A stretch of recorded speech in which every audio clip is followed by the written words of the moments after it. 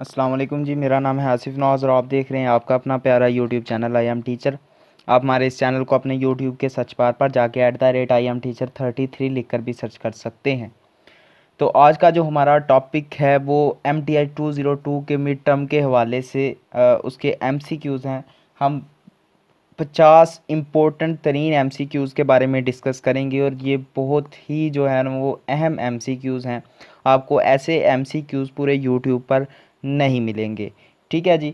तो इससे पहले अगर आपने हमारा ये चैनल सब्सक्राइब नहीं किया तो जल्दी से सब्सक्राइब कर दें और साथ लगे बेल आइकॉन को भी प्रेस कर दें ताकि आने वाली नई तमाम वीडियोस आपको मिलती रहें। और इसके अलावा हमारी वीडियो को लाजमी लाइक किया करें क्योंकि आपके लाइक से हमारी हौसला अफजाई होती है और हम आपके लिए नया से नया कंटेंट लाते हैं। तो चलें जी, अपने बगैर कोई वक्त ज़ाया किए अपनी स्लाइड की तरफ बढ़ते हैं। तो हमारे पास जो पहला MCQs है इस चीज़ का, इस बुक का, कहता है which of the following is an example of tautology. तो टोटोलॉजी की जो बेस्ट एग्जांपल है वो कौन सी है। आपको टोटोलॉजी का कॉन्सेप्ट होना चाहिए कि टोटोलॉजी जो है उसका जो आंसर आएगा वो आएगा पी और मेरे पास नेगेशन पी। टोटोलॉजी में हमारे पास जितनी भी वैल्यूज़ होती हैं वो सारी की सारी ट्रू होती हैं। अगर मैं थोड़ा सा आपको करके दिखाऊं कि मेरे पास कोई भी एक एग्जांपल ले लें, जैसे ये मेरे पास पी है एक, ये मेरे पास पी है और ये नेगेशन पी है। ठीक है जी। और मैंने लेना है जी पी और आर, सॉरी ये एंड लिखा गया, हाँ ठीक है, और नेगेशन पी। ठीक है जी, ये मैंने ले लिया। अब मैं क्या करूँगा कि अगर मेरे पास यहाँ पर जो वैल्यू आ रही है वो ट्रू है तो यहाँ पर आके फॉल्स हो जाएगी। ठीक है जी। मैं सिर्फ एक का ही लूँगा, एक ही काफ़ी होगा समझाने के लिए। अगर मैं इन दोनों का और लेता हूँ तो और में से कम एक जो है ना वो ट्रू होना चाहिए, तो यहाँ पर मेरे पास क्या आएगा, ट्रू आएगा। इसी तरह से अगर यहाँ पर फॉल्स होता है वहाँ पर ट्रू होता है तो मेरे पास ट्रू आएगा, और अगर सारे ट्रू होते हैं तो फिर भी मेरे पास ट्रू आएगा। इसका मतलब टोटोलॉजी में हमारे पास जितनी भी वैल्यूज़ होती हैं वो सारी की सारी ट्रू होती हैं। चलें जी, नेक्स्ट चलते हैं अपनी अगली स्लाइड की तरफ। उसमें कहता है कि हमारे पास जो what is the negation of the statement all dogs are mammals. Negation होता है, इन्वर्स होता है किसी भी चीज़ का। इसमें कहा गया कि all the dogs are mammals, हमारे पास तमाम जो कुत्ते हैं वो सारे मैमल हैं, तो इसकी नेगेशन क्या होगी। तो इसमें हमारे पास नॉट का इजाफा होगा। तो all dogs are not mammals, तो ये हमारे पास करेक्ट ऑप्शन होगा कि हमारे पास जो कुत्ते हैं, sorry some dogs are not mammals, यहाँ पर ऑल डॉग्स आना था। ठीक है जी, यहाँ पर गलत हो गया, ऑल डॉग आना था, तो आपने all dog are not mammals कर लेना है। चलें जी, नेक्स्ट चलते हैं। इसमें कहता है which law of logic state that. इनमें से कौन सा जो लॉ है वो इस लॉजिक को स्टेट कर रहा है कि पी और निगेशन क्यू ऑलवेज ट्रू, कि वो हमारे पास हमेशा क्या होगी, ट्रू होगी। लॉ ऑफ आइडेंटिटी है, लॉ ऑफ नॉन कंट्राडिक्शन है, लॉ ऑफ एक्सक्लूड मिडल है, या फिर लॉ ऑफ डबल निगेशन है। तो यहाँ पर हमारे पास लॉ ऑफ एक्सक्लूडेड मिडल जो है इसका करेक्ट ऑप्शन होगा। चलें जी, अपनी अगली स्लाइड की तरफ बढ़ते हैं। तो इस स्लाइड में कहता है कि which logical equivalence law state that. हमारे पास P अगर इम्प्लाई करे Q को तो वो इक्विवेलेंट होना चाहिए निगेशन P और Q के। अब हमारे पास ये जो निगेशन P है, जो P है इम्प्लाई कर रहा है Q को, वो इक्वल होता है निगेशन P के और Q के। तो ये किस लॉ को बता रहा है, लॉ ऑफ कॉन्ट्रापोजिटिव, या फिर लॉ ऑफ सिंप्लीफिकेशन, या फिर लॉ ऑफ ट्रांसपोजिशन, या फिर हमारे पास लॉ ऑफ इम्प्लीकेशन। इन चारों लॉज में हमारे पास जो लॉ ऑफ ट्रांसपोजिशन है ना, यानी ट्रांसपोर्ट होना किसी वैल्यू का एक जगह से दूसरी जगह, या फिर साइंस का ट्रांसपोर्ट होना, तो वो हमारे पास करेक्ट ऑप्शन है। चलें जी, नेक्स्ट अपनी स्लाइड की तरफ चलते हैं जो कि बहुत ही इंपॉर्टेंट हमारे पास स्लाइड है। कहता है what is the truth value of proposition. हमारे पास इस प्रोपोजिशन की ट्रूथ वैल्यू क्या होगी। अगर हम नेगेशन को बाहर रखते हैं और ब्रैकेट के अंदर रखते हैं पी और क्यू, ठीक है जी, पी और क्यू, तो हमारे पास इसकी ट्रूथ वैल्यू क्या होगी। अगर हमारे पास पी जो है वो जो है ना वो फॉल्स हो जाए, ट्रू हो जाए, और Q हमारे पास फॉल्स हो जाए, ठीक है। तो इसमें ट्रू आएगा, फॉल्स आएगा, या फिर कैन नॉट बी डिटरमाइंड, या फिर depend on the specific value. तो हमारे पास ये जो है ना फॉल्स आ जाएगा। वो कैसे आता है मैं थोड़ा सा आपको करके दिखा देता हूँ। ये हमारे पास जी एक निगेशन है, निगेशन P और Q है, ठीक है जी। सबसे पहले आपने क्या करना है कि देखना है कि P और Q क्या बन रहा है, ठीक है जी। P हमारे पास फ़र्ज़ करें एक P उसने ट्रू बताया और Q हमारे पास उसने फॉल्स बताया। जब हम इनका और लेंगे, तो जब हम इनका और लेंगे जी, सबसे पहले P और ले लेते हैं, P और Q ले लेते हैं। जब हम इनका और लेंगे तो ये हमारे पास वैल्यू आएगी ट्रू, ये हमारे पास वैल्यू क्या आएगी, वैल्यू ट्रू आएगी। अब हमने नेगेशन लेना है। जब हम नेगेशन लेंगे तो नेगेशन क्या कहता है कि वैल्यू को उल्टा कर देता है, इन्वर्स कर देता है। तो जो P और Q हमारे पास ट्रू थी वो हमारे पास फॉल्स हो जाएगी। तो उम्मीद है आपको इस चीज़ की समझ आई होगी। चलें जी नेक्स्ट चलते हैं। तो नेक्स्ट हमारे पास एक ट्रुथ टेबल बनाया गया है। कहता है कि ये कौन सा जो हमारे पास विच लॉजिक कनेक्टिव है द ट्रुथ टेबल, ये कौन सा कनेक्टिव रखता है, एंड है, और है, एक्सॉर है, या फिर हमारे पास नैंड गेट है। तो ये जो साइन है ना हमारे पास, ये जो साइन आपको नज़र आ रहा है, ये हमारे पास एक्सॉर का साइन है। तो देखते हैं जी, एक मिनट सॉरी, देखते हैं हमारे पास किस चीज़ का साइन है। पीछे रह गई ये स्लाइड मेरी, मैं आपको इसका आंसर एक बार बता देता हूं ताकि आपको किसी चीज़ में शक ना रहे। तो देखें जी, एक्सोर हमारे पास इसका करेक्ट ऑप्शन है। चलें जी अपनी नेक्स्ट स्लाइड की तरफ चलते हैं। हमारे पास नेक्स्ट स्लाइड जो है कहता है which law of logic state that, हमारे पास P और एक T हो और इज़ इक्विवेलेंट टू P। कहता है कि इनमें से कौन सा जो लॉ है वो स्टेट करता है कि P और T हमारे पास असल में टोटोलॉजी है। टोटोलॉजी वो चीज़ होती है जिसमें सारी की सारी जो वैल्यूज़ होती हैं ना वो ट्रू होती हैं।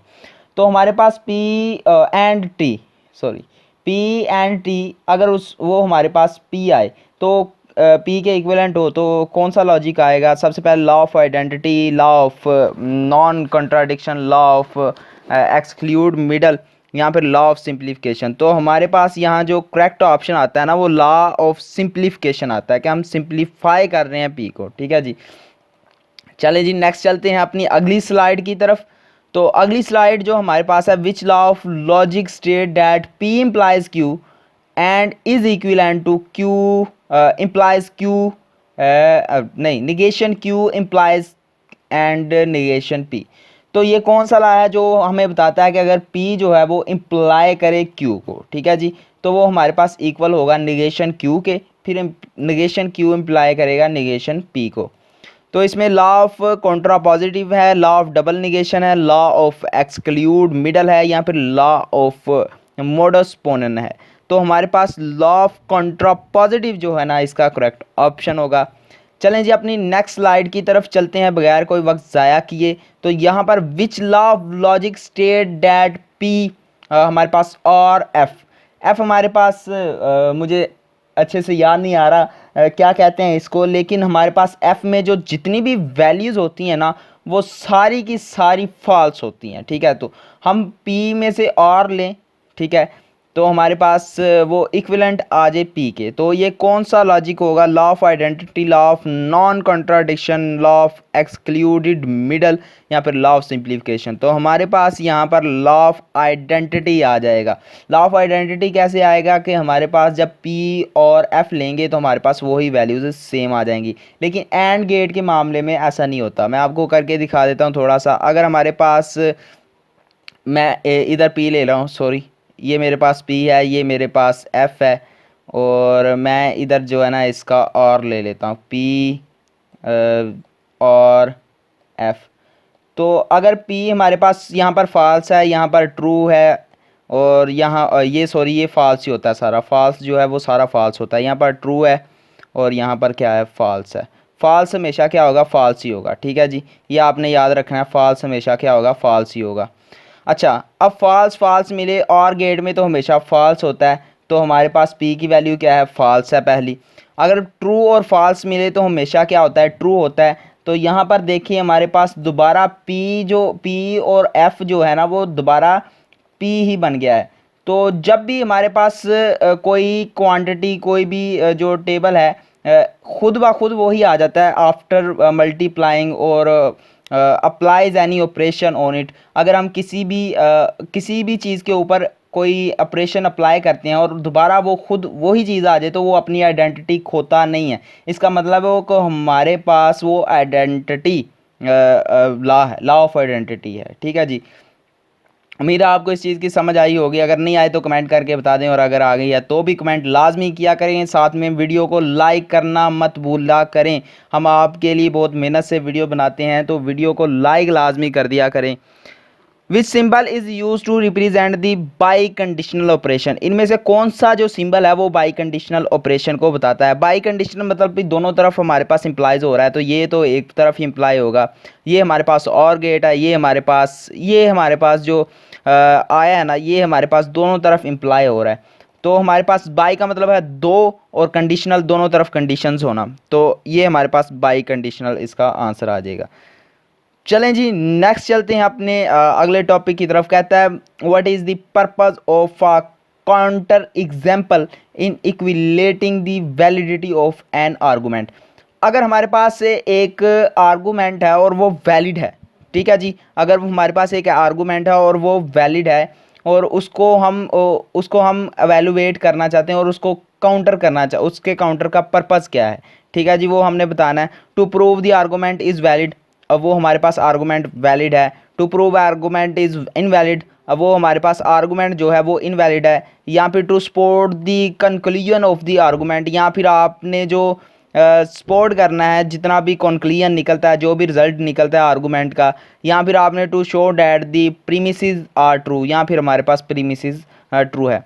तो हम किसी भी आर्गूमेंट को इनवैलिड करने के लिए ना उस पर जो है ना वो काउंटर करते हैं, अटैक करते हैं। मतलब भी अगर आपके पास कोई भी थ्योरी आती है, सबसे पहले मार्केट में कोई भी साइंटिस्ट थ्योरी लाता है, तो उस पर बैठ के मुख्तलिफ तरह के जो साइंसदान होते हैं ना वो काउंटर करते हैं उस थ्योरी को कि ये चीज़ इसमें गलत हो सकती है, ये चीज़ उसमें गलत हो सकती है, उसे इनवैलिड यानी उसे इनवैलिड करने की कोशिश करते हैं। तो काउंटर हमेशा वैलिड चीज़ को इनवैलिड प्रूव करने के लिए इस्तेमाल होता है।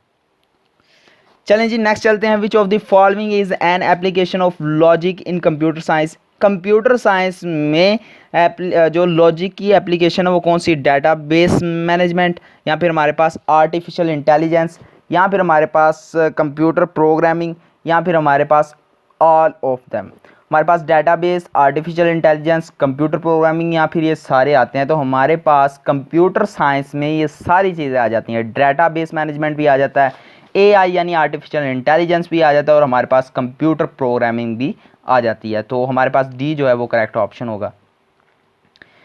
चलें जी, अपनी नेक्स्ट स्लाइड की तरफ चलते हैं। Which branch of the mathematic extensively uses logical reason and proof techniques. कहता है इनमें से मैथमेटिक्स की कौन सी ब्रांच है जो एक्सटेंसिवली बहुत ही वसी पैमाने पर हमें जो लॉजिक रीजनिंग है, किसी भी चीज़ का लॉजिक है उसके बारे में बताती है, और प्रूफ टेक्निक्स बताती है। अलजेब्रा हमें बताता है, कैलकुलस, डिस्क्रीट मैथमेटिक्स, या फिर हमारे पास स्टैटिस्टिक्स। तो हमारे पास जो डिस्क्रीट मैथमेटिक्स है ना वो लॉजिक के बारे में ज़्यादा बात करती है और प्रूफ देती है तकनीक्स का।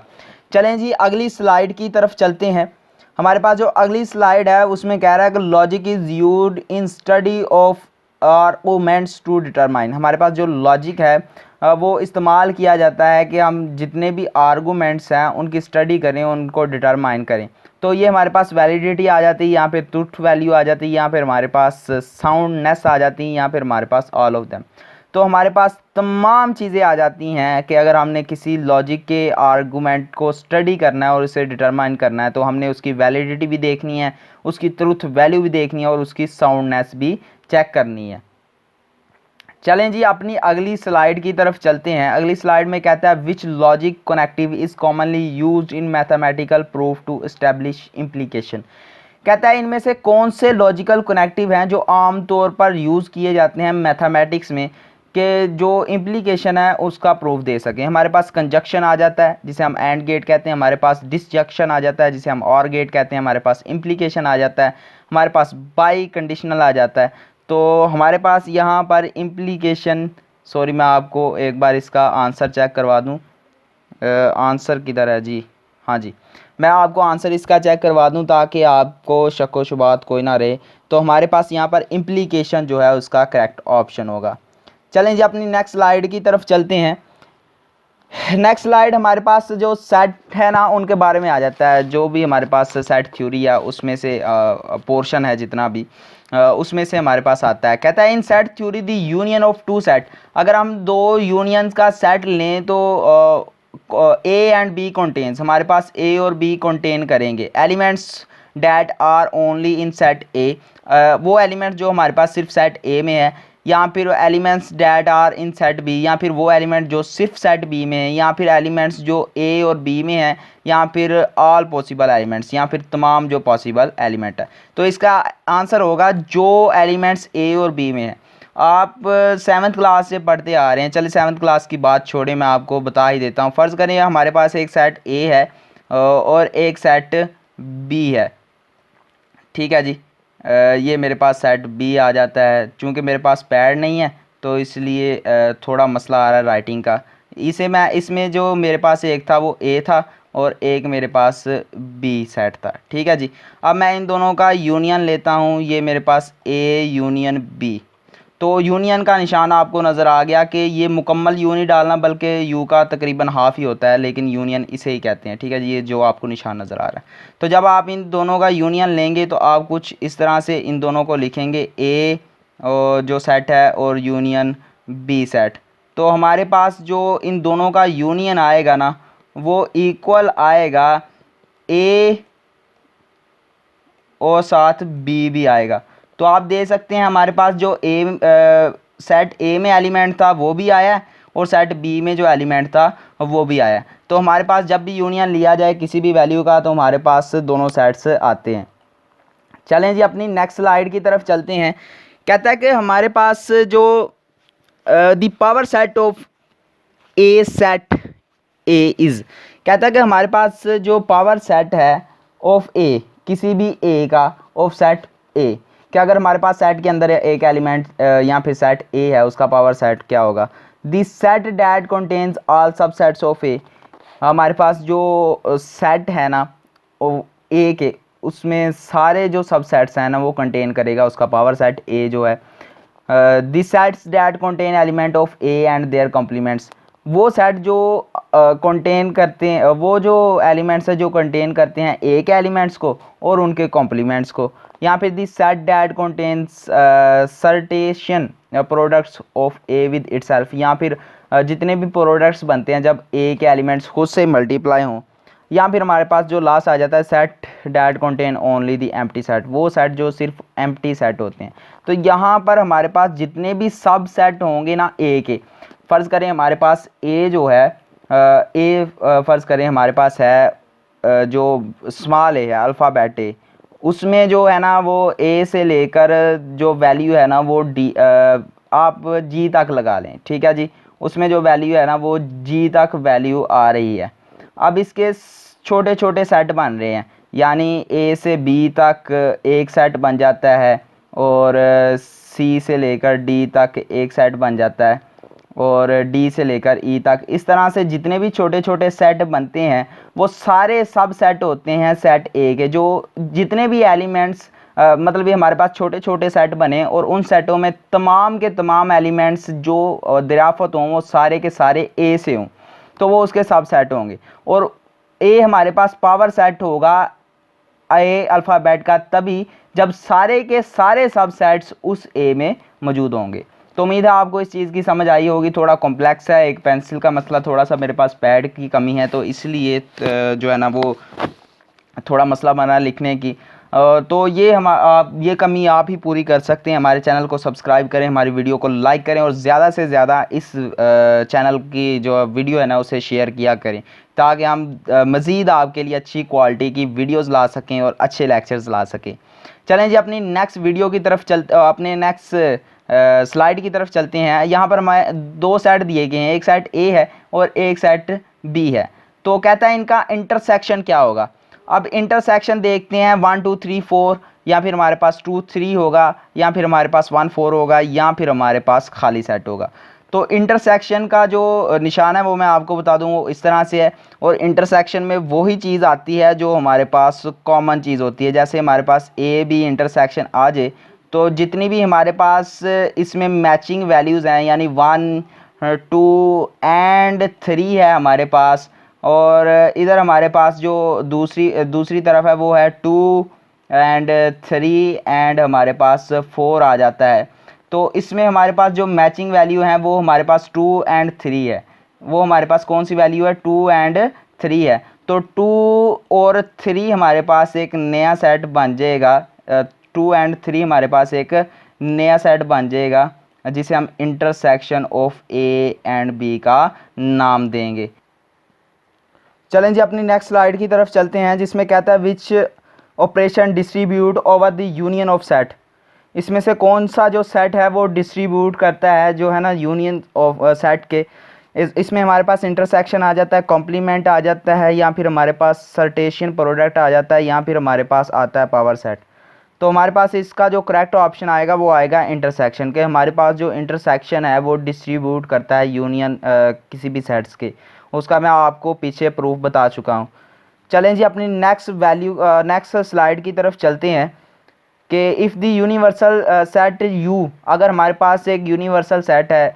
हमारे पास यूनिवर्सल सेट वो होता है जो तमाम के तमाम एलिमेंट्स कंटेन करता है, आगे वाले जितने भी सेट्स होते हैं। यानी हमारे पास सेट ए है, सेट बी है, या सेट सी है, जितने भी एलिमेंट्स हैं उनमें तमाम एलिमेंट्स होते हैं ना, एक सिंगल सेट में मौजूद होते हैं, जिसे हम यूनिवर्सल सेट का नाम देते हैं। तो इसमें कहता है कि अगर हमारे पास एक सेट है जिसमें 50 एलिमेंट्स हैं, कोई भी 50 एलिमेंट हो सकते हैं, जिसमें से हमारे पास जो हमारे पास ए है ना वो कंटेन करता है 30 एलिमेंट। तो हमारे पास बी एलिमेंट में ना, या फिर कॉम्प्लीमेंट जो होता है are in complement of element के कॉम्प्लीमेंट, इसके कॉम्प्लीमेंट में कितने एलिमेंट होंगे। तो कॉम्प्लीमेंट लेने का मैं आपको तरीका बता दूं कि अगर हमारे पास ए है और उसका हम कॉम्प्लीमेंट लेना चाहते हैं तो हम लिखेंगे u-a। यू हमारे पास एक यूनिवर्सल सेट होगा, और हमारे पास ए जो है ना वो जो जिसका हम कॉम्प्लीमेंट ले रहे हैं। तो हमारे पास जो यूनिवर्सल सेट है उसकी वैल्यू क्या है, उसकी वैल्यू 50 है, और हमारे पास जो ए सेट है उसकी वैल्यू है 30। जब 50 में से 30 निकालेंगे तो हमारे पास जो आंसर आएगा वो हमारे पास 20 आएगा, और उसे हम एक नए सेट का नाम देते हैं जिसे हम सेट बी कह देते हैं। फ़र्ज़ करें उसे हम सेट बी कह दें जो हमारे पास नया आया है। तो देखते हैं जी क्या बनता है। सबसे पहला जो ऑप्शन आ रहा है वो ऑप्शन है जी 10 आएगा, 20 आएगा, 30 आएगा, या 40 आएगा। तो हमारे पास यहाँ पर जो आंसर है वो 20 है। चलें जी अपने नेक्स्ट स्लाइड की तरफ चलते हैं, जिसमें कहता है कि विच सेट आइडेंटिटी, इनमें से कौन सेट की कौन सी आइडेंटिटी जो बताती है कि यूनियन ऑफ अ सेट, किसी भी सेट का यूनियन विद एम्प्टी सेट, किसी भी एम्प्टी सेट के साथ इज़ इक्वल टू ए, कि वो ए के इक्वल है। सबसे पहले आइडेंटिटी ला, फिर हमारे पास डोमिनेशन ला, फिर हमारे पास नल सेट ला, या फिर हमारे पास अब्जॉर्प्शन ला। तो हमारे पास यहाँ पर आइडेंटिटी ला होगा। आइडेंटिटी मैंने कहा जब भी कोई सेट या एलिमेंट या कोई भी वर्ड में चीज़ दुनिया में चीज़ है जो किसी चीज़ के साथ मल्टीप्लाई होती है या ऑपरेशन परफॉर्म करती है और ख़ुद वही चीज़ आती है तो वो आइडेंटिटी ला में आती है। जैसे फ़र्ज़ करें मेरे पास एक ए है और ए का कोई भी सेट हम ले लेते हैं। सेट ए में सिर्फ मैं एक ही एलिमेंट लूँगा, वक्त की कमी की वजह से मैं उसमें स्मॉल ए ले लेता हूँ। और हमारे पास जो एम्प्टी सेट होता है वो इस चीज़ उसका जो साइन है वो कुछ इस तरह का होता है, इस तरह का, उसमें कोई भी एलिमेंट नहीं होता, और वो अगर हम उसे इसकी फॉर्म में लिखें तो बिल्कुल ऐसे ही लिखा जाएगा। अब हम क्या लेते हैं कि इन दोनों का लेते हैं यूनियन, इन दोनों का लेते हैं यूनियन। यूनियन में सारी चीज़ें आ जाती हैं, एम्प्टी सेट भी आएगा और हमारे पास ए भी आएगा। तो जब हम ए का यूनियन स्मॉल ए का यूनियन लेंगे एम्प्टी सेट से तो हमारे पास दोबारा वही जो है ना वो ए आ जाएगा। तो ए हमारे पास जब आंसर आता है तो वो पहले ए के इक्वल होता है, यानी हमारे पास इसकी आइडेंटिटी, इसकी शनाख्त कहीं पर भी नहीं की, जबकि इसने एक नई, या फिर आप कह सकते हैं एक दूसरे सेट से या वैल्यू से इसने यूनियन भी लिया, तो इसकी जो शनाख्त है वो सेम रहती है, तो इसलिए हम इसे आइडेंटिटी सेट का नाम देते हैं।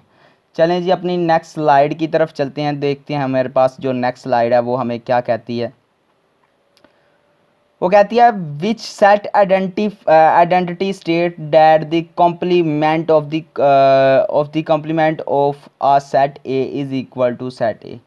अब वो हमारे पास कौन सी स्टेट है जिसमें हम सेट ए का कॉम्प्लीमेंट लें और वो हमारे पास सेट ए आए। आइडेंटिटी, डोमिनेशन ला, डबल कॉम्प्लीमेंट ला, या फिर हमारे पास ऑब्जॉर्प्शन ला। तो हमारे पास यहाँ पर डबल कॉम्प्लीमेंट किसी भी सेट का लिया जाए, मसलन एक बार हम कॉम्प्लीमेंट ले चुके हैं, ठीक है जी, एक बार कॉम्प्लीमेंट ले चुके हैं, यानी हमारे पास कॉम्प्लीमेंट था ए, यहाँ पर यूनियन, तो यूनियन माइनस ए होगा तो वो हमारे पास ए कॉम्प्लीमेंट के इक्वल आएगा।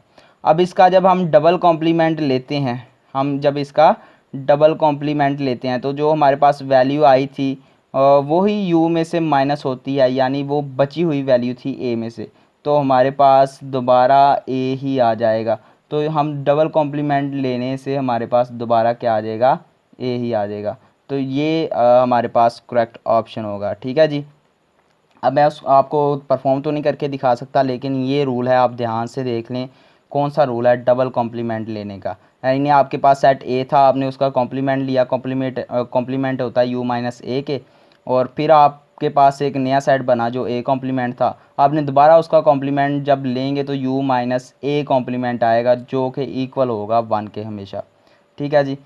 चलें जी अपनी नेक्स्ट वैल्यू की तरफ चलते हैं। तो नेक्स्ट वैल्यू जो हमारे पास है, नेक्स्ट स्लाइड जो है उसमें हमारे पास कहता है कि विच सेट आइडेंटिटी, इनमें से कौन सी सेट की identity state that union of a set with its complement is equal to universal set. कहता है कि सेट की कौन सी आइडेंटिटी है जिसमें हमारे पास एक सेट का कॉम्प्लीमेंट लें और वो यूनिवर्सल सेट के इक्वल आए, ठीक है जी। तो उसमें हमारे पास आता है सबसे पहले आइडेंटिटी ला, फिर हमारे पास डोमिनेशन ला, फिर हमारे पास कॉम्प्लीमेंट ला, या फिर हमारे पास ऑब्जॉर्प्शन ला। तो इसमें जो हमारे पास कॉम्प्लीमेंट ला जो है ना वो इसका करेक्ट ऑप्शन होगा। चलें जी नेक्स्ट चलते हैं अपनी अगली वैल्यू की तरफ। कहता है Venn diagram can be use to solve problem related to. हमारे पास जो वेन डायग्राम है वो किस चीज़ को सॉल्व करने के लिए इस्तेमाल होती हैं, लॉजिक पजल्स, या प्रोबेबिलिटी, या फिर हमारे पास सेट ऑपरेशन, या फिर हमारे पास ऑल ऑफ दैम। तो हमारे पास तमाम जो चीज़ें हैं, लॉजिक पज़ल को भी हम इससे सॉल्व कर सकते हैं। हमारे पास जो प्रोबेबिलिटी हो सकती है किसी सेट में दूसरे सेट की, उसको भी हम देखते हैं, और हमारे पास जो सेट ऑपरेशन होते हैं उन चीज़ों को भी हम ध्यान से देखते हैं। चलें जी हमारे पास जो नेक्स्ट स्लाइड है उसकी तरफ चलते हैं। कहता है in mathematics are relation between two sets. एक मैथमेटिक है जिसमें रिलेशन है between two sets A and B. अगर हमारे पास ए और बी है, इन दोनों के दरमियान रिलेशन है कोई, तो इन सेट को हम कैसे डिफाइन करेंगे, ए सेट मल्टीप्लाई बी, या फिर ए subset of B, A subset of A intersection B, या फिर ए मल्टीप्लाई बाय ए। तो पहला तो ए मल्टीप्लाई ए होगा, तो हम देखते हैं कि यहाँ पर तो ए मल्टीप्लाई ए गलत हो जाएगा, हमारे पास ए सब सेट ए कभी भी नहीं हो सकता। फिर हमारे पास ए सब सेट होगा जब ए मल्टीप्लाई बी होगा, तो हमारे पास ये करेक्ट ऑप्शन है। चलें जी नेक्स्ट स्लाइड की तरफ चलते हैं।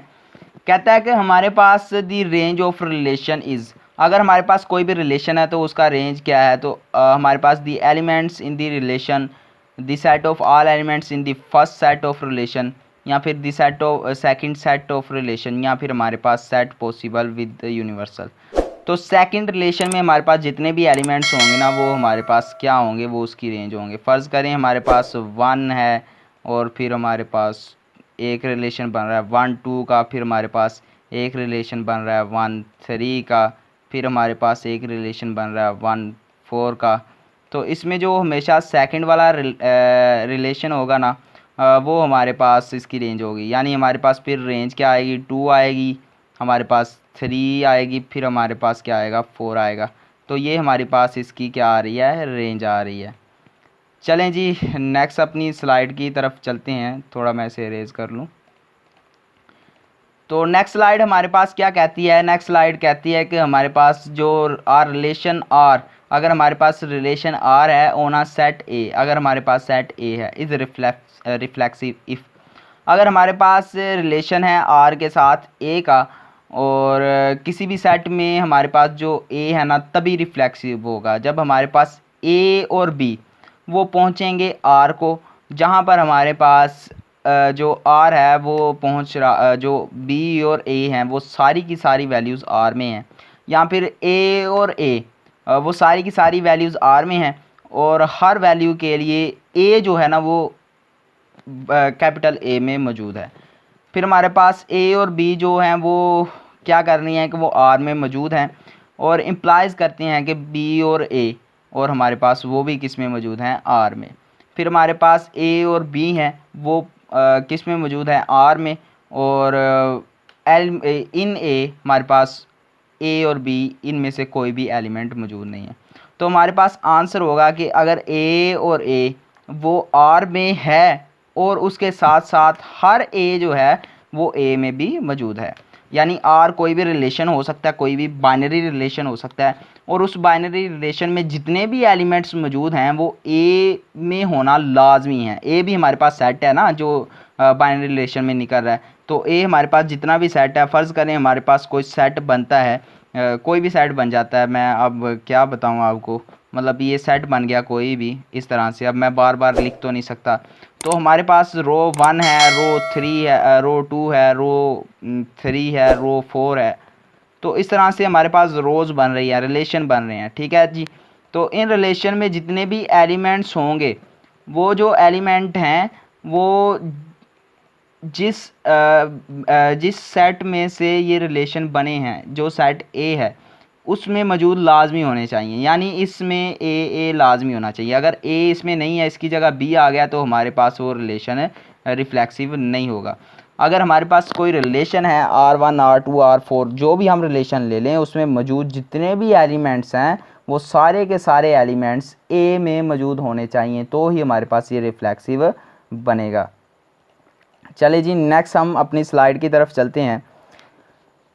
नेक्स्ट स्लाइड में कहता है कि हमारे पास आर रिलेशन आर, हमारे पास कोई भी रिलेशन आर है, R1 हो, R2 हो या R3 हो, उसमें हमारे पास जो सेट जो ओना सेट किसी भी सेट के ऊपर वो सिमेट्रिक होगा। जब सिमेट्रिक होगा अगर ए बी जो हैं वो रिलेशन को शो कर रहे हैं और बी ए जो है ना वो भी रिलेशन को शो कर रहा है, हर ए बी के लिए उसका बी ए पेयर होना लाजमी है। पहला ऑप्शन ये है।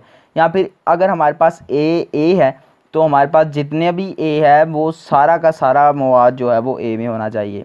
फिर हमारे पास अगर ए बी है और वो किस में मौजूद है? वो रोज़ में मौजूद है, इम्प्लाई भी करता है कि उस रो में इम्प्लाई उसकी कंडीशन है कि उसमें बी ए भी होना चाहिए। नेक्स्ट हमारे पास ए बी है और वो सारा का सारा इसमें है, लेकिन जो एलिमेंट ए है जिससे ये रिलेशन बना उसमें मौजूद नहीं है। तो हमारे पास जो ए बी है वो सारा का सारा किस में होना चाहिए? आर में। और उसके हर ए बी के लिए उसका पेयर लाजमी होना चाहिए बी ए।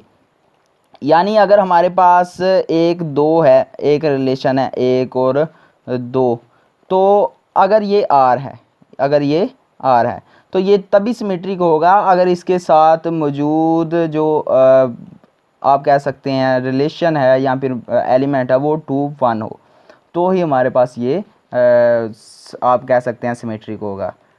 चलें जी, नेक्स्ट वैल्यू की तरफ चलते हैं। अगली है हमारे पास जिसमें कहता है रिलेशन आर, अगर हमारे पास एक रिलेशन आर है ओना सेट ए, सेट ए में से एक रिलेशन निकला आर, तो वो ट्रांजिटिव कब होगा? वो ट्रांजिटिव कब होगा? जब हमारे पास ए बी जो है वो सारे के सारे आर में हो और हर ए बी के लिए बी आर मौजूद हो और बी ए मौजूद हो, या फिर ए सब के सब आर में हो और जितने भी ए एलिमेंट्स हैं वो सारे के सारे सेट ए में भी हो, या फिर ए बी जो है वो आर में हो और इम्प्लाई करे कि बी ए जो है वो आर में होने चाहिए, या फिर हमारे पास ए बी सारे के सारे आर में हो और बी सी जो है ना वो भी क्या हो? सारे के सारे आर में हो। और ये भी इम्प्लाइज करे कि अगर बी सी है तो उधर AC होना चाहिए, ठीक है, और वो AC वो भी रो 1 में भी होना, वही रो 1 में होना चाहिए। तो इसका जो लास्ट वाला आंसर है वो करेक्ट है। यानी इसके कहने का मतलब ये था, अगर हमारे पास एक रिलेशन है 1 एंड 2, तो ट्रांजिटिव तभी होगा जब 2 और 3 आगे होगा, 2 और 3 आगे होगा। आगे 4 एंड 5 हो जाए वो इम्प्लाई करता है, अगर ना भी होगा तो भी चलेगा, लेकिन ये दो लाजमी होने चाहिए कि अगर हमारे पास एक पेयर है 1 2 और उससे आगे भी सीक्वेंस के साथ चलना चाहिए, तो हमारे पास ये क्या होगा, ट्रांजिटिव। उम्मीद है आप सबको इस चीज़ की समझ आई होगी।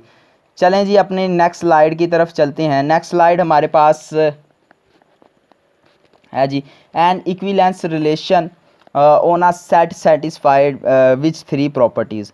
हमारे पास जो इक्विवेलेंस रिलेशन है किसी भी सेट ए में किन 3 प्रॉपर्टीज़ को वो सेटिस्फाई करता है, रिफ्लेक्सिविटी, सिमेट्री या फिर transitivity.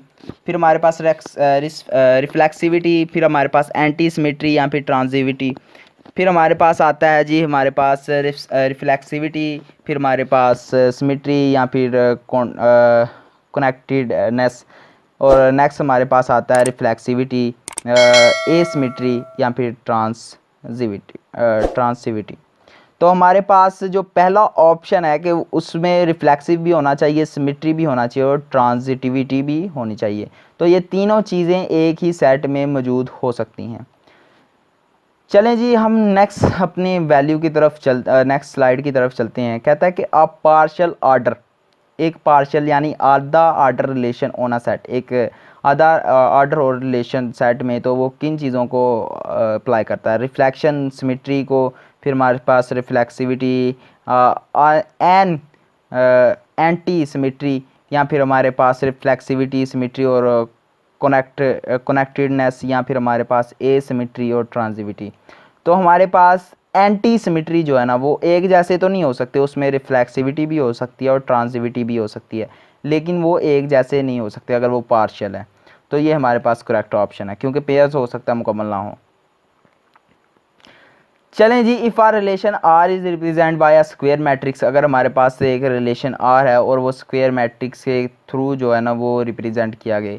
What is the property of matrix indicate reflexivity of relation. तो इनमें से कौन सी प्रॉपर्टी है वो हमारे पास रिफ्लेक्सिविटी को शो करेगी। सबसे पहले ऑल डायगोनल एंट्रीज आर 1, हमारे पास ऑल डायगोनल एंट्रीज आर 0, हमारे पास all of diagonal entries are 1, या फिर all of diagonal entries are.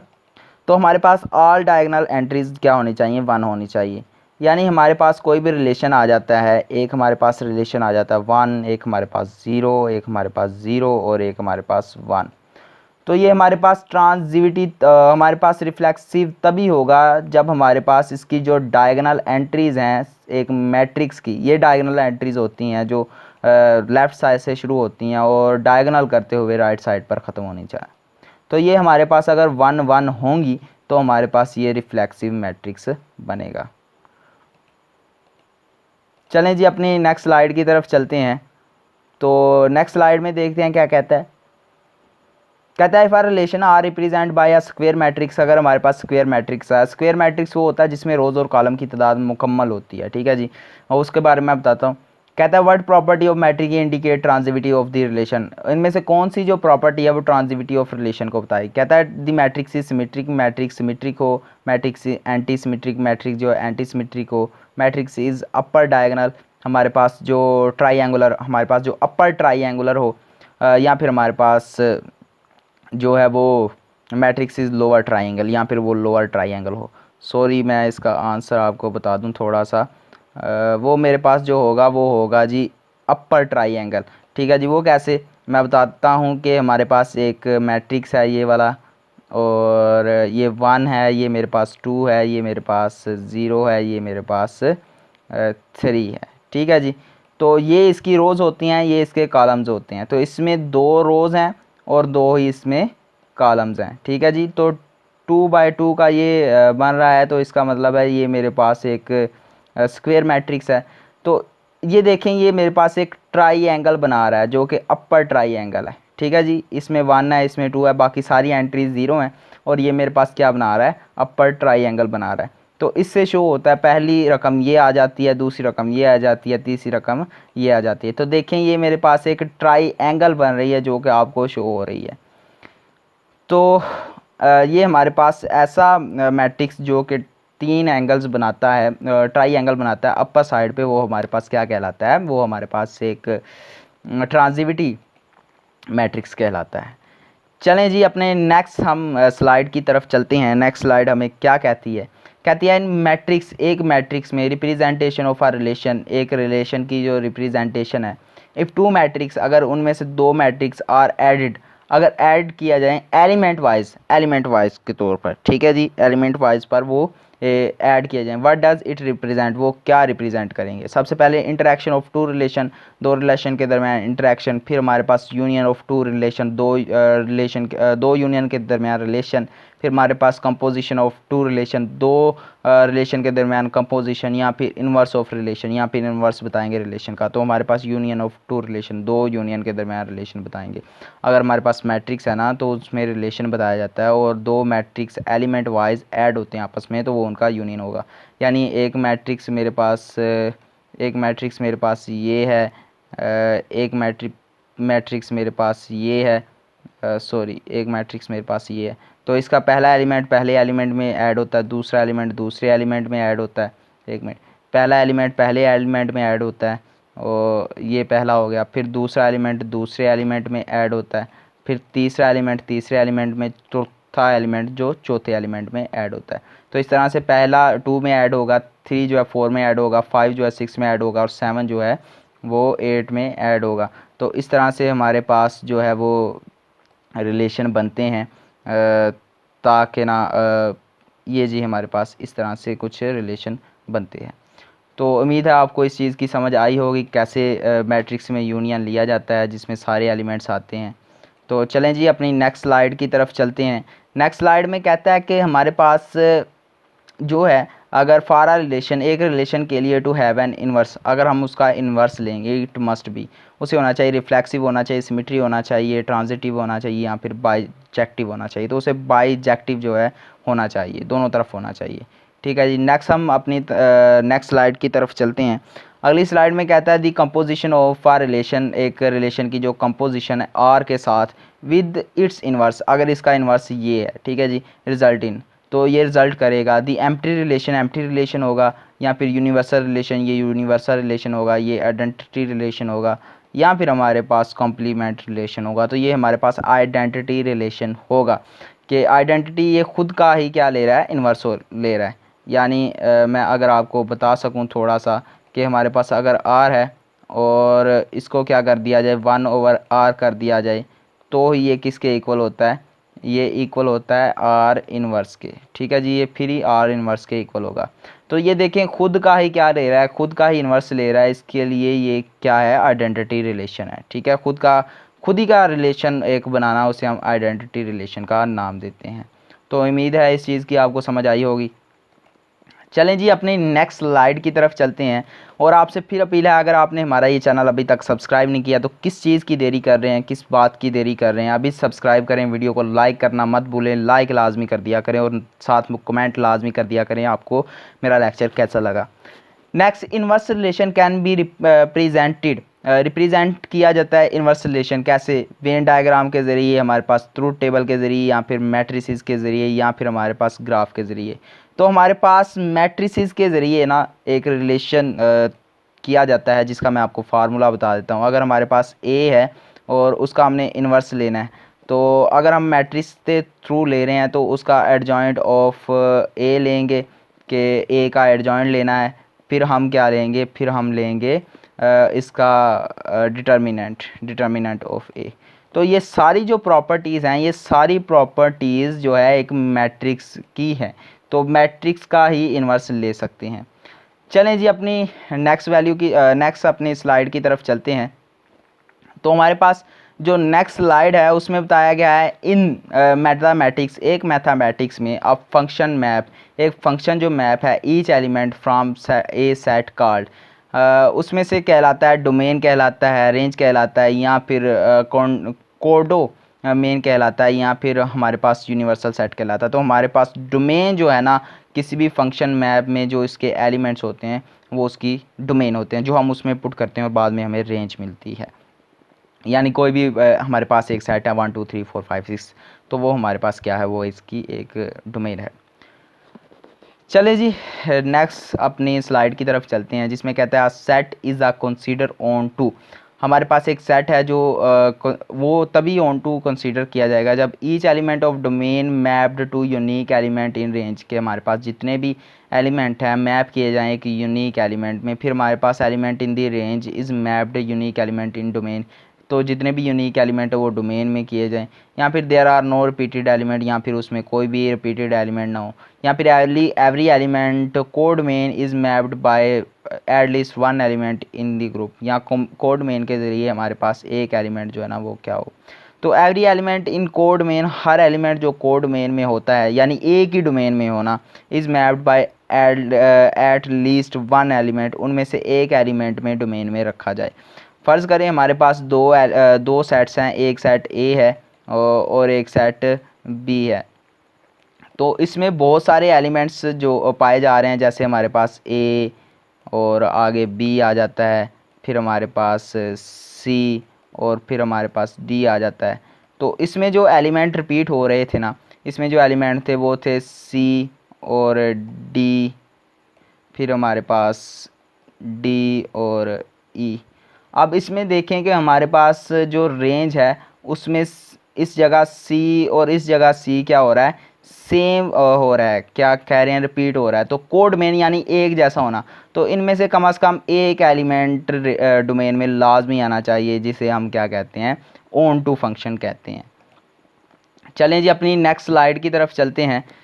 तो नेक्स्ट स्लाइड में देखते हैं क्या कहता है। नेक्स्ट स्लाइड में कहता है कि फंक्शन इज़ 1 to 1। फंक्शन क्या कहलाएगा, 1 to 1 कहलाएगा जब each element domain mapped in unique element in range, कि हमारे पास जो एलिमेंट है हर मैप्ड में जो है ना वो लिखा जाएगा यूनिक एलिमेंट के साथ। फिर हमारे पास नेक्स्ट हम देखते हैं क्या है, बी में कहता है each element range is mapped, हर एक की जो रेंज है वो मैप की जाएगी किसमें, डोमेन में, या फिर डोमेन में कोई चीज़ एलिमेंट भी रिपीट नहीं होगा, या फिर एवरी एलिमेंट कोड में भी एट लीस्ट वन। तो हमारे पास क्या है कि each element in domain mapped to a unique element in range, के हमारे पास हर जो एलिमेंट है किसी भी डोमेन में मैप किया जाता है एक यूनिक एलिमेंट के साथ किसी रेंज में। चलें जी नेक्स्ट हम चलते हैं। तो इसमें लिखा हुआ है कि आप फंक्शन डैट असाइन, एक फंक्शन जो असाइन करता है, जो रखता है same output for multiple inputs. कहता है कि बहुत सारे इनपुट्स उसमें मिलते हैं, तो वो एक एक जो है ना वो फंक्शन की आउटपुट लाता है, एक सेम आउटपुट लाता है। तो उसको हम क्या कहते हैं, 1 to 1 फंक्शन, या फिर मैनी टू वन फंक्शन, या फिर हमारे पास ऑन टू फंक्शन, या फिर हमारे पास आइडेंटिटी फंक्शन। तो जब बहुत सारे मिलते हैं और एक फंक्शन आता है, इसका मतलब मैनी टू वन फंक्शन। तो इसका जो आंसर आएगा वो आएगा मैनी टू वन फंक्शन। चलें जी अपनी नेक्स्ट स्लाइड की तरफ चलते हैं। तो नेक्स्ट स्लाइड कहती है which of the following function is not an example of one to one function, इनमें से कौन सी एग्जाम्पल है जो ऑन टू ऑन फंक्शन की एग्जाम्पल नहीं है। तो सबसे पहले एफ एक्स का स्केयर, फिर हमारे पास जो एफ एक्स है वो आ जाए एक्स प्लस टू के इक्वल, फिर हमारे पास 2x माइनस 3, या फिर हमारे पास स्केयर रूट एक्स। तो हमारे पास यहाँ पर एक्स स्केयर है ना, वो हमारे पास करेक्ट ऑप्शन है, क्योंकि यहाँ पर हमारे पास एक्स की दो वैल्यूज़ आ जाएंगी, और जब दो वैल्यूज़ आएंगी तो ये हमारे पास 1 to 1 फंक्शन तो नहीं हो सकता। ठीक है जी, चलें जी 1 to 1 के लिए किसी भी वेरिएबल की एक ही वैल्यू चाहिए। ठीक है जी, नेक्स्ट करते हैं दी कंपोजिशन ऑफ टू फंक्शन। अगर हमारे पास कंपोजिशन हो जाए टू फंक्शंस की एफ एंड जी की, ठीक है, दो फंक्शन है उनकी कंपोजिशन हो जाए तो वो डोनेटेड किए जाएंगे एफ स्टैटिक जी, या फिर एफ प्लस जी, या फिर एफ माइनस जी, या फिर एफ डॉट जी। तो हमारे पास यहाँ पर जो करेक्ट ऑप्शन है वो एफ डॉट जी आएगा। एफ डिग्री आप कह सकते हैं, जो भी आप कहें, आपकी मर्ज़ी, आपको आना चाहिए बस। The composition of function is associated which means, अगर हमारे पास कंपोजिशन एसोसिएट हो यानी एक दूसरे को एसोसिएट होगा, तो उसका क्या मतलब, F dot G multiply H and F dot G multiply, या फिर हमारे पास ये फंक्शन होगा, या फिर हमारे पास ये फंक्शन होगा, या फिर हमारे पास ये फंक्शन होगा। तो हमारे पास जो करेक्ट ऑप्शन है वो हमारे पास f.g.h और f.g.h। तो आपको पता है एसोसिएट हमारे पास f.g को एसोसिएट कर रहा है h और f को f एसोसिएट कर रहा है g.h को। यानी आपने सिंपल सा आपके पास एक प्रोसेस है कि आपने पहले ये ब्रैकेट्स को हल करना है, फिर उसके साथ वाली वैल्यू को हल करना है, फिर हमारे पास पहली वैल्यू को छोड़ देना और लास्ट वाली दो वैल्यूज़ को ब्रैकेट में हल करना है। चलें जी अपनी नेक्स्ट वैल्यू की तरफ चलते हैं। कहता है कि हमारे पास आज एक सीक्वेंस इन लिस्ट नंबर, एक list number arrange in specific order. एक लिस्ट नंबर है जो हमारे पास स्पेसिफिक ऑर्डर में दिया गया है। Which of the following is an example of a sequence. कौन सी एग्जांपल है सीक्वेंस 1 2 3 4 5 या फिर 2 4 6 8 10 या फिर 1, ये स्पेसिफिक हैं। तो हमारे पास ये तमाम के तमाम जो है ना इसका आंसर होंगे, तो तमाम के तमाम इसका आंसर है। चलें जी नेक्स्ट चलते हैं। कहता है कि हमारे पास इन आ सीक्वेंस, एक सीक्वेंस में if term is obtained by multiplying the previous called the constant by it is called. कहता है कि अगर हमारे पास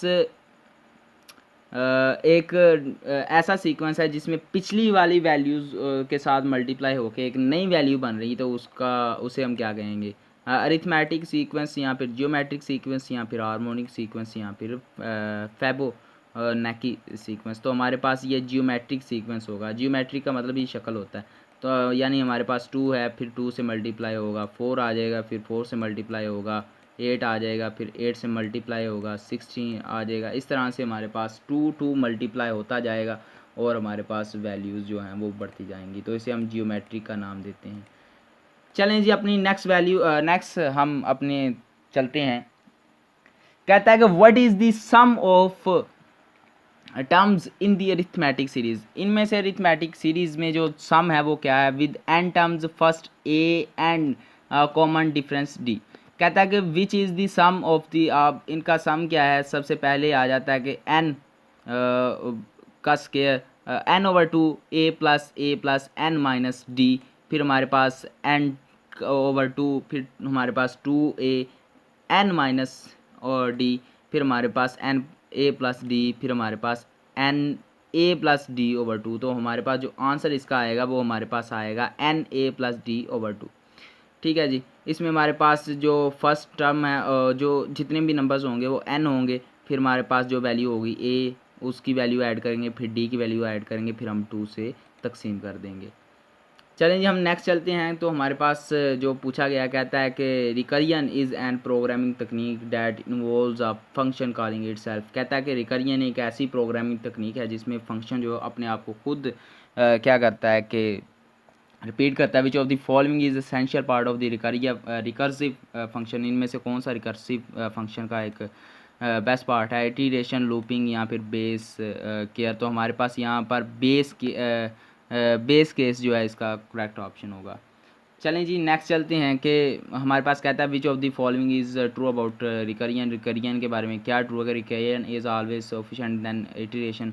फिर हमारे पास recursion only used in the mathematical calculation, या फिर recursion lead to infinite loop if not implemented properly. तो रिकरियन में अगर हम अच्छी तरह से प्रॉपर्टीज़ को इम्प्लीमेंट ना करें तो ये हमें इन्फिनाइट लूप तक ले जाती। तो ये इसका करेक्ट ऑप्शन होगा। नेक्स्ट हम देखते हैं। कहता है what is the significance of the return statement in the recursive function. Recursive function में जो स्टेटमेंट है ना रिटर्न, उसका क्या फंक्शन है? डिटरमाइन करती है या फिर किसी चीज़ को लिमिट करती है किसी हद तक, या किसी चीज़ को बढ़ने नहीं देती, या फिर कंट्रोल करती है एग्जीक्यूशन को। तो इसका करेक्ट जो ऑप्शन है कि जो फ्लो है it control the flow of execution in the recursive function. जितना हम रिकरियर फंक्शन चलाना चाहते हैं उस फ्लो तक उसको लेके जाती है। यानी फ़र्ज़ करें हम कहते हैं कि हमारा फंक्शन है कि हमने a को जो है ना वो 10 के इक्वल रखना है। तो ये हमारे पास रिटर्न क्या करेगा कि जब 10 वैल्यू से नज़र आ जाएगी तभी फंक्शन सारे को रोक देगा। तो ये इसका करेक्ट ऑप्शन है। चलें जी ये था हमारा आज का लेक्चर और उम्मीद है आपको ये लेक्चर पसंद आया होगा। हमारी वीडियो को लाइक करना, हमारे यूट्यूब चैनल को सब्सक्राइब करना मत भूलिएगा। मिलते हैं अगली वीडियो में, तब तक के लिए अल्लाह हाफिज़।